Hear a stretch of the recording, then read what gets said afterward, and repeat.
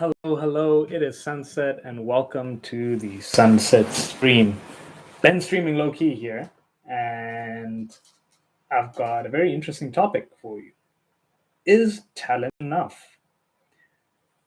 For quite a while, I've had an interest in studying the elites, top performers, people making all the money, the people winning all the trophies, the super popular ones, the outliers, if you will. And I like to compare them the other outliers, the guys winning none of the trophies, the guys who are super unpopular, the ones who things are just not working out, and really trying to figure out what makes one go this way, what makes the other go that way.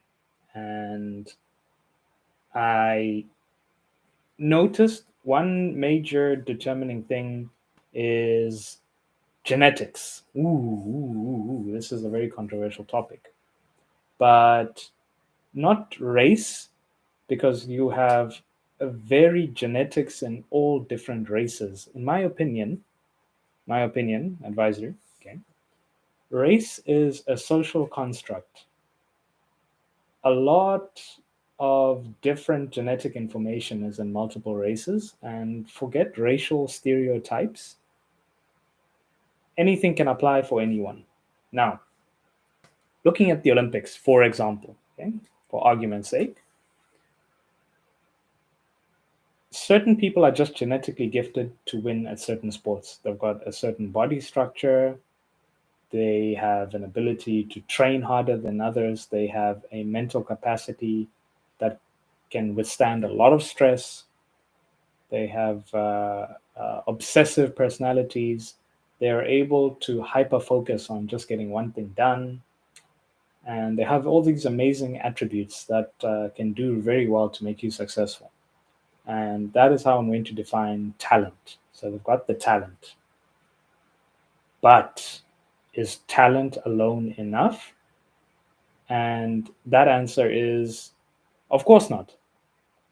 Your environment has to be one that can sustain the type of things you want to do. I could have the best seeds ever that any farmer would dream to have, but if I simply don't have an environment where I can grow them to their fullest potential, my crop will always be lackluster. So if I simply have a farm that isn't watered enough, that just doesn't have enough plowed land, that simply doesn't have the enough manure, enough sunshine, no matter how incredible my seeds are, they will never really reach their true potential. So is talent alone enough? No. Your environment is a very, very big factor. And talent is simply potential. Not only that, the third thing that I feel is almost crucial is one's own choice to do it, that hard work portion of it, that mental grit, that piece of you that has to get it done. And if I had to look at so many other examples in just in different media that we see, the one everyone's buzzing about on the internet, your Elon Musk's, your Steve Jobs, your Michael Jordan's, especially if you've seen The Last Dance on Netflix, really incredible documentary about how there is a certain choice that certain elites have to make and certain sacrifices that they have to um, insist that, look, I have to have this by any means. They reach a type of borderline obsession where they say, no, I have to be the best. Because if you think about it, there are only so many hours in a day. And once you have, the money and the fame, there are so many more distractions that you have. If I had to just think that you always have an exit option, okay? So if I was, for example, I'm just trying to imagine, if I was uh, Michael Jordan, after the first championship, why not just retire? Why not just say, I've had enough, done it once, won it already, got my ring, I'm out, I'm the best for now. And him knowing his true potential to be a recurring champion, come back, work harder, be better than I was last year, compete with him, compete with myself, compete with everyone. And him knowing that he could be all that he could be. And just going back to our topic now, is talent enough? Deep down, I don't think he was the most talented player ever. He was extremely talented, no doubt, elite of talent, like, no doubt. The most talented, like a genetic freak, he used to outwork people who were more talented than him. He was 6'6", but he would beat people who were 7 foot tall. He had weak areas in his game, and he made them his strong areas. So the idea that is talent enough? Talent is a very useful tool, but at the end of the day, I feel your mind is your most dangerous weapon. And if I now had to look at just Elon Musk as well, like, what makes Elon Musk the elite? What was it, strange genetic ability that he's able to do things no one else can do? And when you really think about it, I mean, genetically he is no doubt talented. Like, to be able to run multiple companies and still maintain some semblance of sanity and be under such extremely stressful situations, that I feel is also a genetic thing and also an environmental thing. You have to have learned the skills over time, run multiple companies.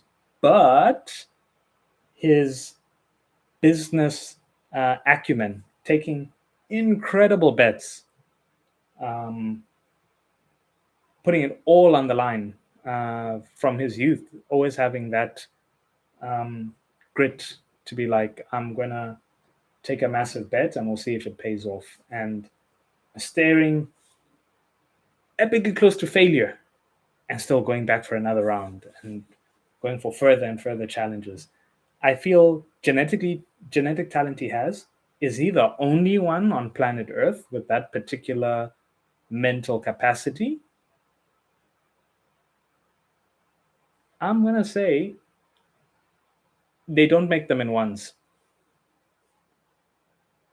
Just like if I had to say, is Michael Jordan the once in a, century talent that we'll ever see? No, they are basketball players who are more talented than Michael Jordan, who were there at that time and who have come even after. However, his decision to be that guy, to push it to the extent that it got pushed to push his talent to that level of extreme, I think was a choice that he made. So now looking back to now in Elon Musk as well, Elon Musk works with teams of people. He assembles teams. He is an inspiring figure for those particular industries, and he comes very close to his principles of, let's solve very particular problems using engineering first principles. So I think him being aligned to those extreme rules of life. If I had to now make that comparison now to Michael Jordan, of him saying, I'm going to train harder, I'm going to be better, I'll fail, but then I'll fix what I failed at and be better. I won't ever accept what I have. I must keep pushing harder and harder and harder, and not let life's distractions get in the way, and keep pushing and pushing. And I think that is a common trait that a lot of top people in society seem to have. No doubt they are flawed.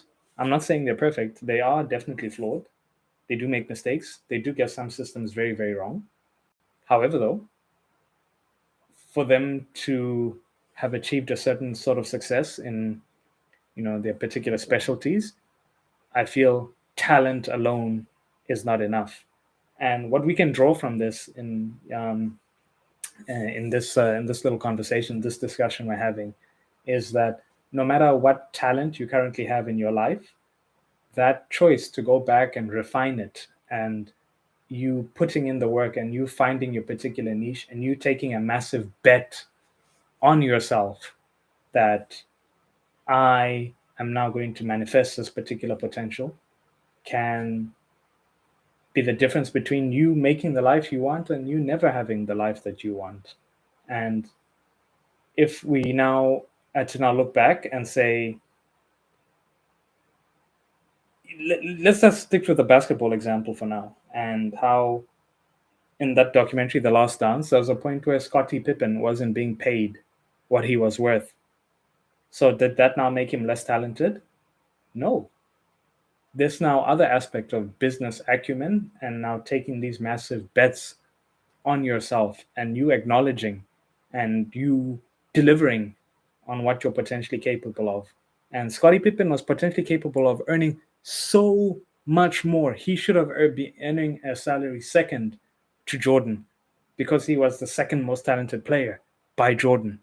So if Elon Musk had an attitude like that, maybe he'd be the CEO of a technology company working for somebody else and saying, yeah, I did the best that I could. Or maybe he would have gotten his PhD in battery technology and been really good at that, but never achieved the other side. So had he not incorporated that business acumen and those life principles of him always being an owner, him always owning equity in his projects, and him always at his core working for himself, doing what he wanted to do, is, I think, something that we can also draw, from the particular experiences and journeys, that these elites have had. And we can also look back to ourselves. And, in my life now, it's always why I've now been pushing daily streams and been like, you know what, if I want to keep pushing my creative works, my best work has to be for me, me. And I can't just give it away to clients and at the end of the day be happy that I did something incredible for clients. It now, the core of what I do I must be the major equity owner in the core work that I do. And on that note, thanks for tuning in to today's live stream. It's been a pleasure having you here. I would love to see you tomorrow as well. And we'll be back with more deeper discussions. And let me know what you thought about it. And if there's something you'd like me to chat about, I'm always open to suggestions. Please comment below. Ben streaming low key. Am I streaming or am I dreaming podcast? See you soon.